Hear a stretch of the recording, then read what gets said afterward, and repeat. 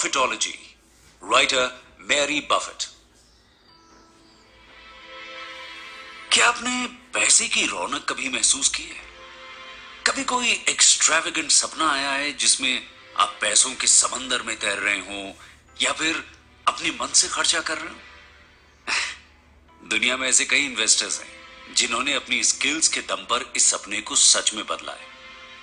आपने Warren Buffett का नाम तो सुना ही होगा।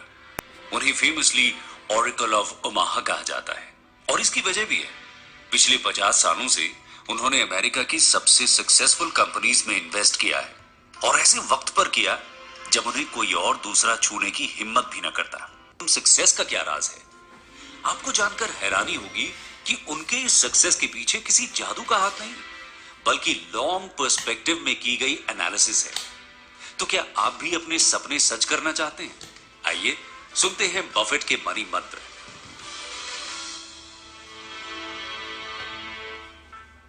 मनी मंत्र 1, हमेशा एक बिजनेस लाइक तरीके से इन्वेस्ट करिए।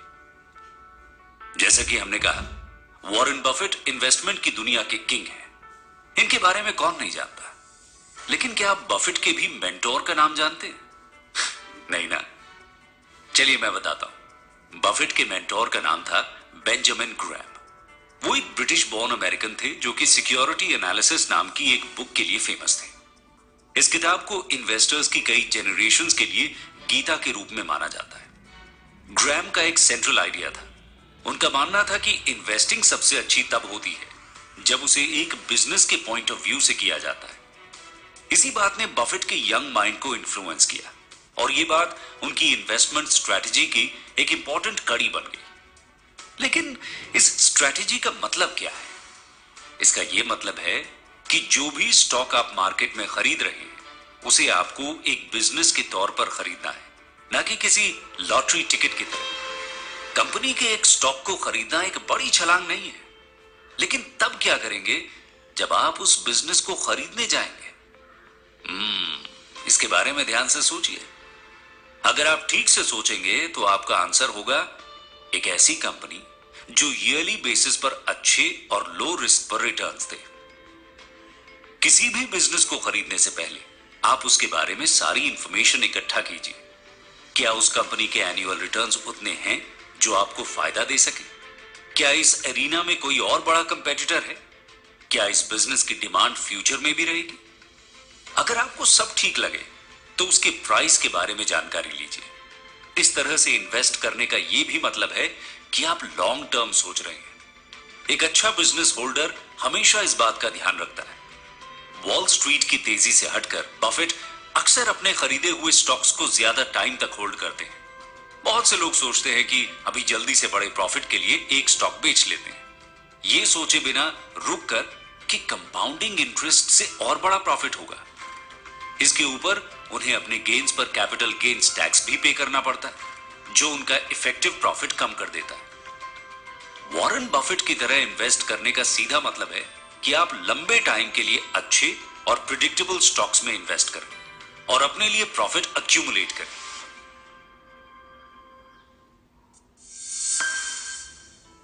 मनी मंत्र 2, कंज्यूमर मोनोपोलीज को अपना दोस्त बनाएं।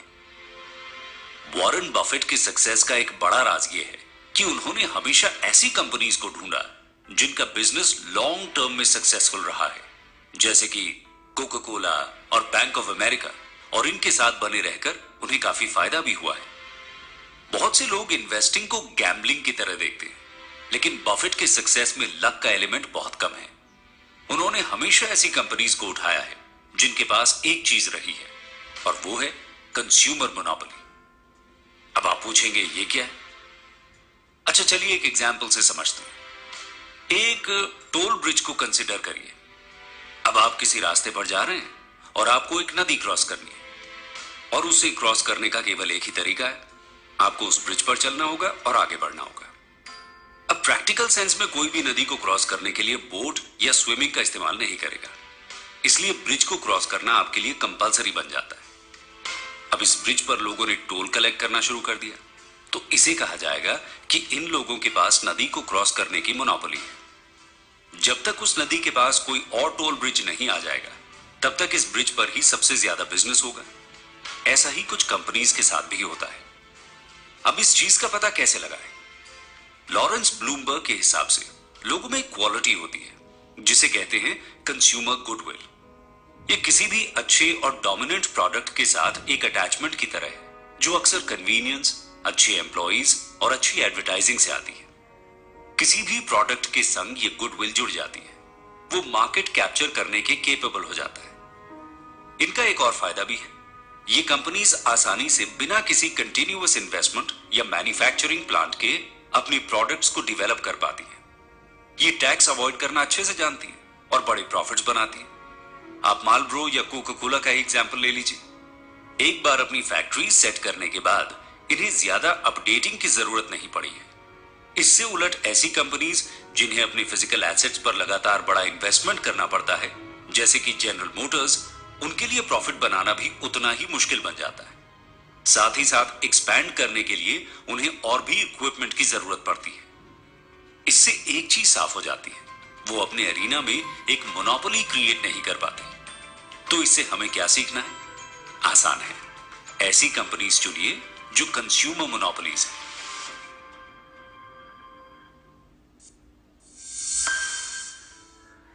मनी मंत्र 3, इन्वेस्टमेंट के लिए 3 सबसे अच्छे बिजनेसेस। तो दोस्तों, पिछले मनी मंत्र से हमें पता लगा कि हमें उस कंपनी की तरफ अपना पैसा लगाना चाहिए जो मार्केट में काफी डोमिनेंट हो और उनकी एक मोनोपोली एस्टैब्लिश हो गई हो। इन बिजनेसेस से आप काफी प्रॉफिट बना सकते हैं और आपको ज्यादा खतरा भी नहीं रहेगा। लेकिन अब सवाल आता है कि आखिर किस तरह के बिजनेस इन कंज्यूमर मोनोपोलीज के रेडार के अंदर आते हैं?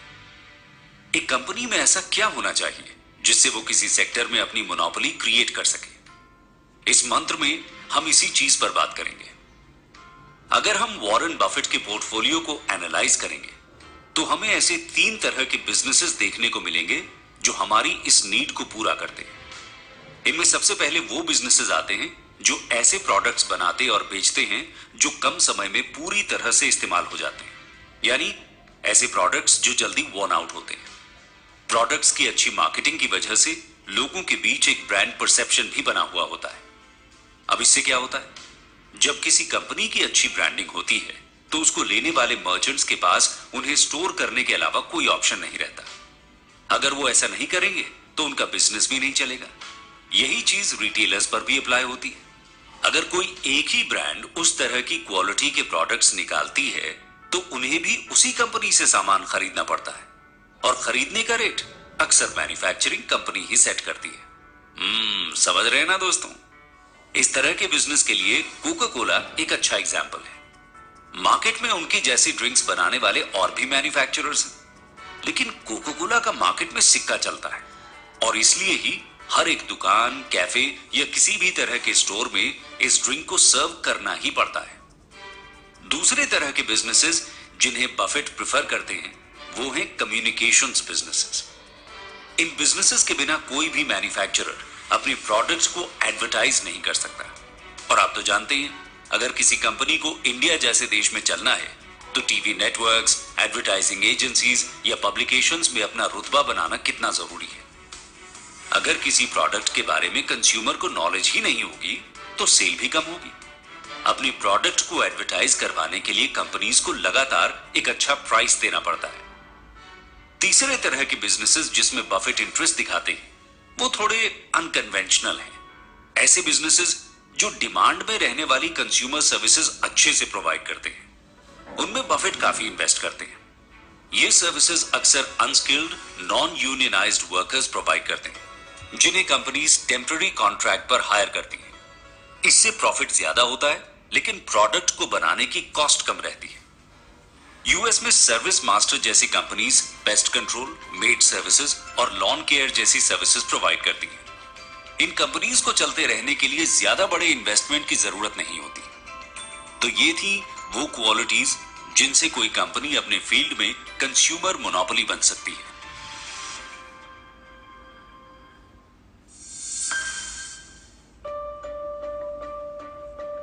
मनी मंत्र 4, कंपनी के प्रॉफिट को अपने इन्वेस्टमेंट का पार्ट ही समझें। दोस्तों, ये सेगमेंट थोड़ा टेक्निकल होने वाला है, तो तो उसके लिए तैयार रहिए। लेकिन चिंता की बात नहीं है, हम आपके लिए सब आसान कर देंगे। क्या आप जानते हैं कि इन्वेस्टर्स किसी स्टॉक को किस तरह से जज करते हैं? प्रॉफिट के हिसाब से देखा जाए तो हर इन्वेस्टर किसी शेयर से मिलने वाली अर्निंग्स को देखता है। लेकिन यह हिसाब कैसे निकाला जा सकता है? यह काफी सिंपल है। यह नंबर आपको कंपनी की टोटल अर्निंग्स को उनके टोटल आउटस्टैंडिंग शेयर से डिवाइड करके मिल सकता है। मान लीजिए कि किसी कंपनी की टोटल अर्निंग्स $8 बिलियन है और उसके टोटल शेयर्स 4 बिलियन है, तो इसका मतलब है कि आपको हर शेयर से $2 का प्रॉफिट हो सकता है। ज्यादातर इन्वेस्टर्स के लिए यह नंबर जितना ज्यादा अच्छा होता है, उन्हें उस कंपनी में उतना ही फायदा दिखता है।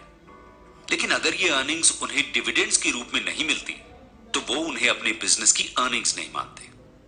डिविडेंड्स हम उन एक्स्ट्रा शेयर्स को कहते हैं जो इन्वेस्टर्स को कैश की जगह दिए जाते हैं। ज्यादातर कंपनीज प्रॉफिट होने पर ऐसा ही करती हैं। लेकिन हमारे बफेट साहब ऐसा नहीं करते। वो कंपनी की अर्निंग्स को काफी अनऑर्थोडॉक्स तरीके से देखते हैं। अगर वो किसी कंपनी में इन्वेस्ट करते हैं, तो वो मानते हैं कि जितना उस कंपनी ने प्रॉफिट बनाया है, उसमें उनका खुद का भी प्रॉफिट शेयर है। और ये नंबर इस चीज से पता लगता है कि उनका उस कंपनी में कितना शेयर है। तो मान लीजिए कि उनके पास किसी कंपनी के 100 शेयर्स हैं और उस कंपनी ने $5 पर शेयर कमाए हैं, तो बफेट समझते हैं कि उन्होंने इसमें $500 कमाए हैं। बफेट मानते हैं कि कंपनी इन अर्निंग्स को रिटेन कर सकती है या फिर उन्हें फिर से अच्छी तरह से इन्वेस्ट कर सकती है। कुछ भी हो, इन अर्निंग से डायरेक्टली शेयर होल्डर्स का फायदा होना चाहिए। बफेट प्रेफर करते हैं कि कंपनी को अपने प्रॉफिट्स होल्ड करने चाहिए और उन्हें हर बार डिविडेंड्स के फॉर्म में रिलीज नहीं करना चाहिए। वो ऐसा इसलिए कहते हैं क्योंकि अगर कंपनी डिविडेंड्स पे करती है, तो इन्वेस्टर्स को उस प्रॉफिट पर कैपिटल गेन्स टैक्स देना पड़ता है, जिससे उनका कम फायदा होता है। इससे हटकर अगर कंपनी उस प्रॉफिट को री इन्वेस्ट कर अपनी वैल्यू बढ़ाए, तो ये उनके स्टॉक प्राइस में जरूर दिखेगा। इस तरह से कम प्राइस पर खरीदा हुआ स्टॉक कुछ टाइम में खुद ही अच्छी वैल्यू पकड़ लेगा और इन्वेस्टर्स को ज्यादा फायदा होगा। ऐसा प्रोसेस हमें बफेट की खुद की कंपनी बर्कशायर हैथवे में देखने को मिलता है, जिसका 1980 में शेयर प्राइस $500 था।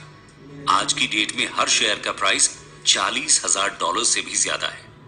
ऐसा इसलिए है क्योंकि बफेट की कंपनी ने आज तक एक भी डिविडेंड पे नहीं किया है और अपने सारे प्रॉफिट को ठीक तरह से री इन्वेस्ट कर अपनी कंपनी की वैल्यू बढ़ाई है।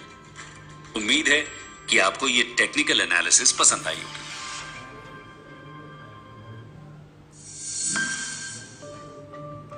मनी मंत्र 5, इन्वेस्टमेंट्स के लिए स्टॉक प्राइस और रेट ऑफ रिटर्न आपके दोस्त होने चाहिए। वॉरेन बफेट की माने तो जो प्राइस आप किसी स्टॉक के लिए देते हैं, वो काफी क्रिटिकल है। ये काफी सीधी चीज है, लेकिन बहुत से इन्वेस्टर्स इस चीज को आसानी से भूल जाते हैं और ओवर प्राइस्ड स्टॉक्स खरीद लेते हैं। अच्छे प्रॉफिट के लिए आपको सही स्टॉक सही कीमत पर लेना चाहिए। ऐसा इसलिए है क्योंकि इससे आपका रेट ऑफ रिटर्न यानी प्रॉफिट का रेट भी तय होता है। एग्जाम्पल के लिए, अगर आप किसी स्टॉक के लिए $100 पे करते हैं और आपको हर शेयर से $20 मिलते हैं, तो आपका रेट ऑफ रिटर्न 20% है। लेकिन अगर आप इसी स्टॉक के लिए $200 पे करेंगे और आपको रिटर्न उतना ही मिलेगा, तो आपका प्रॉफिट मार्जिन कम हो जाता है। इसका मतलब है कि जितना ज्यादा स्टॉक का प्राइस होगा, उतना कम रेट ऑफ रिटर्न होगा, और जितना कम स्टॉक प्राइस होगा, उतना ज्यादा रेट ऑफ रिटर्न होगा।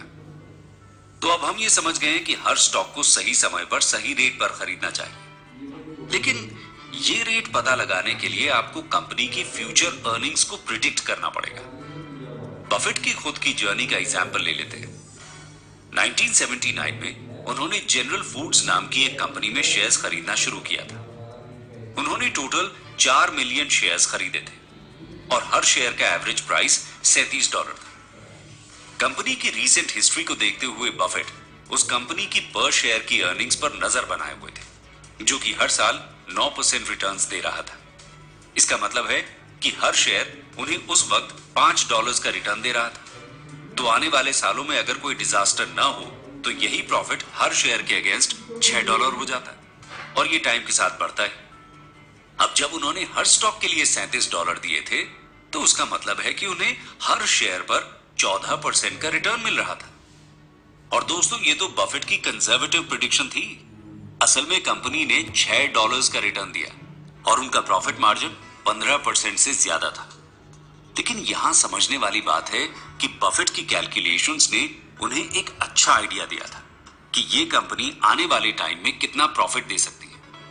तो अगर आप सच में सीरियस इन्वेस्टमेंट करना चाहते हैं, तो आपको इन फैक्टर्स को भी ध्यान में रखना होगा।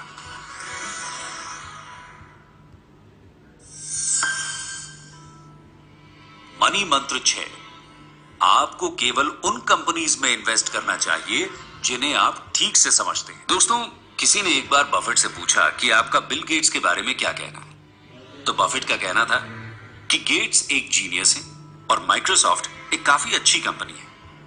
तो अपने सवाल को आगे ले जाते हुए उस इंसान ने बफेट से यह भी पूछा, क्या आप माइक्रोसॉफ्ट में इन्वेस्ट करेंगे? इस पर बफेट का जवाब काफी इंटरेस्टिंग था।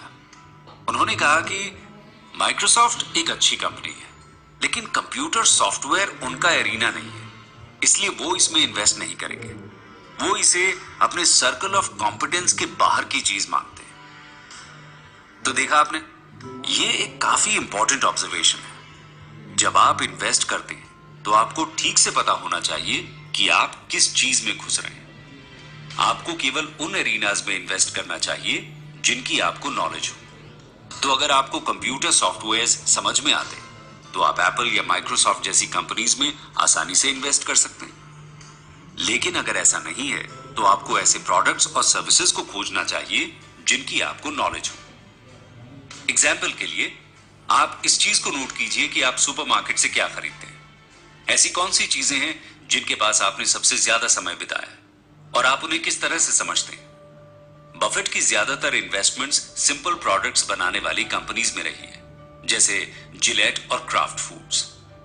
एक बार जब आप किसी कंपनी को समझने लग जाए, तो टाइम आता है डिटेल्ड रिसर्च का। इंटरनेट पर आज के जमाने में बहुत से फ्री रिसोर्सेज हैं, जैसे कंपनी फाइनेंसेस, मैनेजमेंट, जो आपको एक क्लियर पिक्चर दिखा सकते हैं। इन रिसोर्सेज से आपको उन इंपॉर्टेंट चीजों के बारे में पता लग सकता है जिनका डिस्कशन हम पहले भी कर चुके हैं, जैसे एनुअल अर्निंग्स या फिर पर शेयर का प्रॉफिट। दोस्तों, फाइनेंशियल इंफॉर्मेशन के संग आपको कंपनी की मैनेजमेंट पर भी ध्यान देना चाहिए। कुछ पुरानी न्यूज स्टोरीज या रिसर्च से आपको एक अच्छा आइडिया मिल सकता है। अगर वो कंपनी आपको ट्रस्टवर्दी, कॉम्पिटेंट लगे, तो आप जरूर से उसमें इन्वेस्ट कर सकते हैं। तो एंड में हमारा डिस्कशन इस बात पर आकर रुकेगा कि अगर आपको ऐसी कंपनी मिले जो एक कंज्यूमर मोनोपोली कर चुकी है, जिसका मैनेजमेंट सॉलिड है और जिसका रेट ऑफ रिटर्न अच्छा है, तो आपको लगभग वो सारी चीजें मिल गई हैं जिससे आप भी बन सकते हैं इस एरा के नेक्स्ट वॉरेन बफेट। तो किस बात का वेट कर रहे हैं? उठिए और स्टॉक मार्केट में आज ही हाथ आजमाइए।